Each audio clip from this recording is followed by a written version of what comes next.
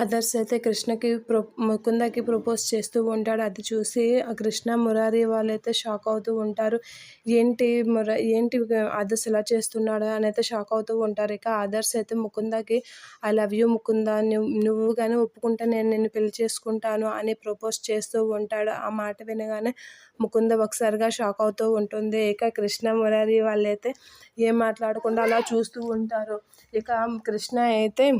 ఇక ముకుంద అయితే షాక్ అవుతూ ఉంటుంది. ఇక కృష్ణ అయితే ఆదర్శ్ దగ్గరికి వచ్చి ఆ ఫ్లవర్స్ తీసి కింద పడేసి, ఏంటి ఆదర్శ్, ఏంటి నువ్వు చేస్తున్న పని, అనాథగా ఉన్నదని చెప్పి తన్ని పెళ్లి చేసుకోవాలని చూస్తున్నావా, అది తప్పు కదా అని చెప్పి అయితే ఆ ఫ్లవర్స్ తీసి కింద పడేస్తూ ఉంటుంది. అది చూసి ఆదర్శ్ అయితే ఒకసారిగా షాక్ అవుతూ ఉంటాడు. ముకుందని నాకు దూరం చేసింది, ఇప్పుడు మీరాను కూడా దూరం చేయాలని చూస్తుందని ఆదర్శ్ అయితే కృష్ణ కాస్త అలా చూస్తూ ఉండిపోతూ ఉంటాడు. ఇక ముకుంద కూడా చాలా హ్యాపీగా ఫీల్ అవుతూ ఉంటుంది. కరెక్ట్ టైంలో వచ్చావు కృష్ణ అని అయితే హ్యాపీగా ఫీల్ అవుతూ ఉంటుంది ముకుంద.